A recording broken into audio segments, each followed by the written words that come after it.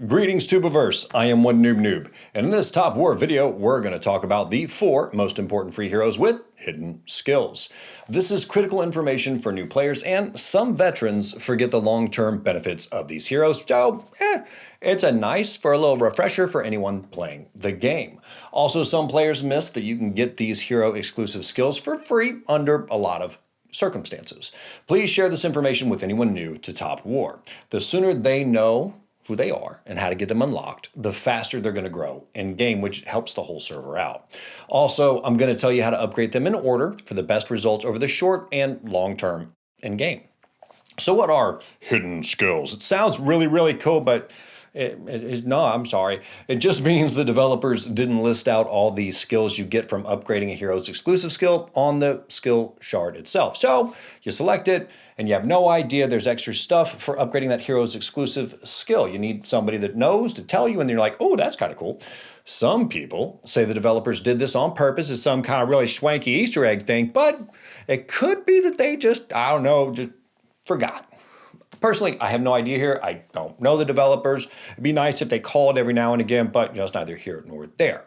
The point is, there are 4 of them in particular that are nice to focus up on upgrading, and 2 more than the other 2. So I'll do the most important ones first, okay? Let's start with our first sneaky hero, which is Tywin. You can find his hero exclusive skills for 15 universal exclusive skill shards a pop in the exclusive skill store. I'm not a big fan of that. And depending on the age of your server, in the island store for free. I'm a big fan of that part. I'll hop over to his hero card so you can see just how this hidden skill thing actually pans out. Notice when I jump from level 2 to level 3 that out of nowhere, just magically, you suddenly get an increase of gathering speed of 15% when you use him to gather. That's nice and can be free. I'm a big fan of free. Also, when I hop over from level 4 to level 5, check this out. Now, at this point, Tywin's gathering speed increase jumps to 30%. Sweet, right? Yeah, that's why everybody should know this. The level 7 for him gets you a 45% gathering speed increase when you send him out to be a happy little farmer, and he loves to farm. That's what he's good at. This is pretty awesome, but it's a long way away. I'm still not at the level 7. It's sad, but I'm going to get there, I believe. So I'd say after level 3, because of how much time this takes, go ahead and pause, then jump over to increase the next gathering hero up to level 3, which is Gonzo, I don't know, however you say his name. Before that, though, a word of warning. Don't switch over to Tywin using his mutant form unless you're new and you're using him to fight, and even then, he's just not a great fighter. The reason for this is that his hero exclusive totally changes, which I'll show you here. Notice that the gathering skill is gone when you do this. So for a new player, this guy isn't bad necessarily to have in battle, but you really want him for the long-term benefits of gathering. You're going to need a lot of resources. So billions of them. Yeah, so the earlier in game you start this, the better. With that disclaimer out of the way, let's look at Gonzo. Can someone please tell me the proper pronunciation of this guy's name? It's been like well over a year. I've been saying his name. I don't know how to say it. Someone, please help. He has the exact same upgrade schedule for his hero exclusive, which is 15% gathering speed increase at level 3, 30% at level 5, and 45% at level 7. Also, his mutant form for a new player isn't bad, but again, you lose the gathering ability, so toggle this if you're going to use him as a newer player based on how you're using him. I also recommend getting him to level 3 right after you finish with Tywin, unless you're Navy and you're like, I want to keep with the same set, then do him backwards, you do you, whatever makes you happy. Once you have both these heroes at level 3, you can have 2 gathering marches that you can send out constantly with a 15% increase in gathering speed. While this doesn't seem like a lot, it's not as great as the Super Miner skin, that's true, but it's cheap to free. So it's worth it as your first 2 priorities. After this, you guessed it, start focusing on getting them to level 5 as soon as possible, one at a time if you have to. So before I talk about more upgrading methods, I want to switch to the other 2 free heroes and talk about how to upgrade them. These are a little more contentious. I don't recommend upgrading these until you have your gathering heroes up to level 5 because they won't be as valuable to you in the short term as having better gathering marches, and I will explain why. If you're Navy, Merida is your girl. I love her. She's pretty. Her hidden skill kicks in at her level 3 exclusive, and it'll increase your training speed of Navy units by 15%. there's a trend here. Get it up to level 5 and you'll see a 30% training increase. And a level 7, you'll get a 45% training speed increase. Again, level 7, long way away. Hard to get that on a hero exclusive.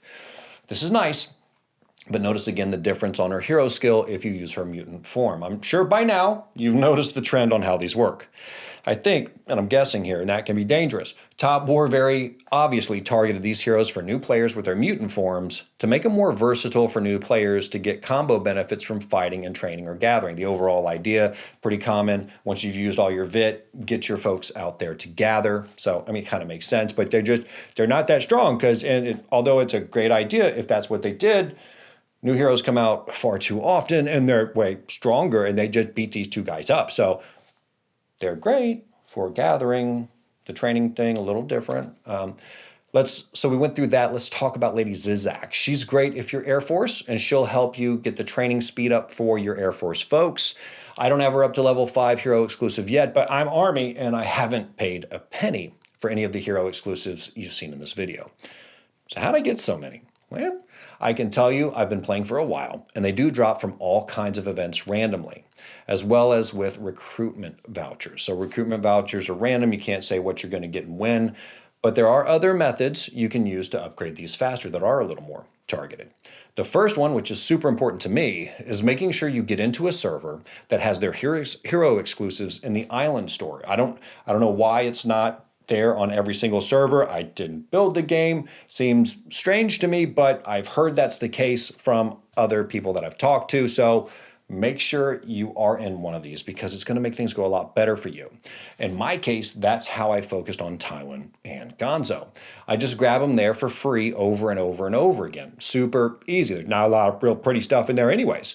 I highly recommend this. Second is paying for them using universal exclusive skill shards in the exclusive skill store, but that's not something I would recommend for most players.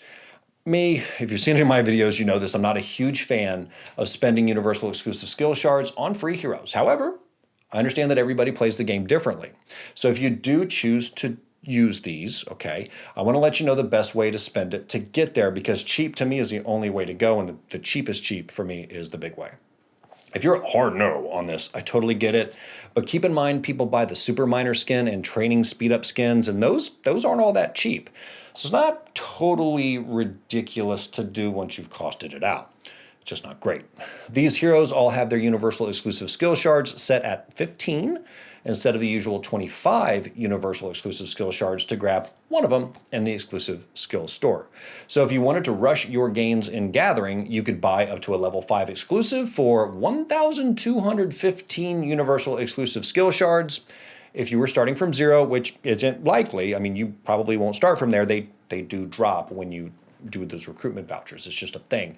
And I'm not that fast at math. I banged it out on a calculator. It's a thing.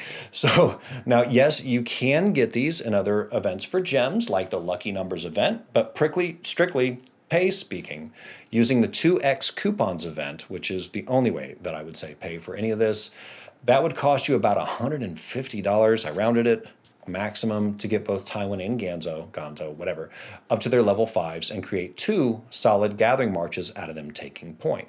Just apply the same logic if you wanted to boost training speeds for both Navy and Air Force up to level 5. Just pick one and say like maybe $75 is what you might spend to get them to their level 5 exclusive. Now, for anybody banging out a calculator going, that's not exactly right, numerically speaking, I rounded, it's a thing.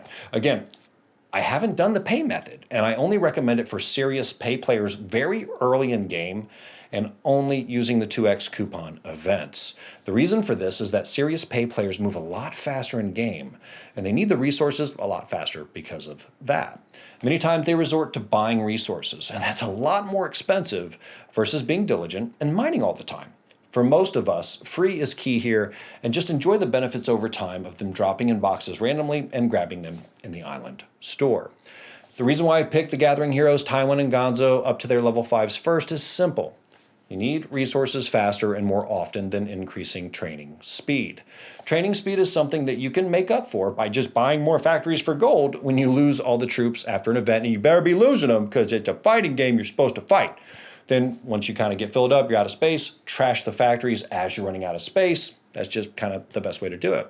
Also for pay players, Heroes like Caruso and the secret weapon building, which is also available for free players, and skins like the training skin as well as training speed up skins, well, they're all going to end up in your inventory. So only the most competitive spenders need to stop to even consider the extra boost from Meredith or Lady Zizak in the first place in terms of buying to get them.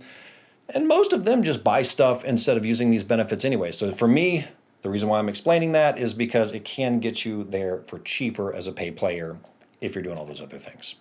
For free-to-play players, if they're Navy or Air Force, they're going to eventually turn to Meredith or Lady Zizak, but they don't have to rush and can get there for free over time before you need either of them. So that's the strategy for who the most important hero skills are that are hidden hero skills. I know there's others, but the rest of them, they just don't matter. Sorry, it is what it is. I think no matter your style of gameplay, this video can help you figure out what's best for you in terms of these hidden skill heroes. Yes, I know there's other hidden skill heroes, but the others don't provide meaningful value. Go ahead and look them up. There's spreadsheets with them versus the power of new heroes. I'd rather steer you towards new hero exclusive skills versus dusty old heroes that won't ever help you in battle. They're just too small of a benefit in the first place. Let me know what you think in the comments below. Please throw me a like and subscribe to my channel. All that helps me out a lot, and it's a free way to show your support for us content creators because it's hard to do what we do. If you want to go further and take the discussion offline, come on over to our Discord channel and check out the free giveaways that are real stuff for real life that you can have that we've got going on there. Thanks again for watching and for your support. Until next time, Tubeverse.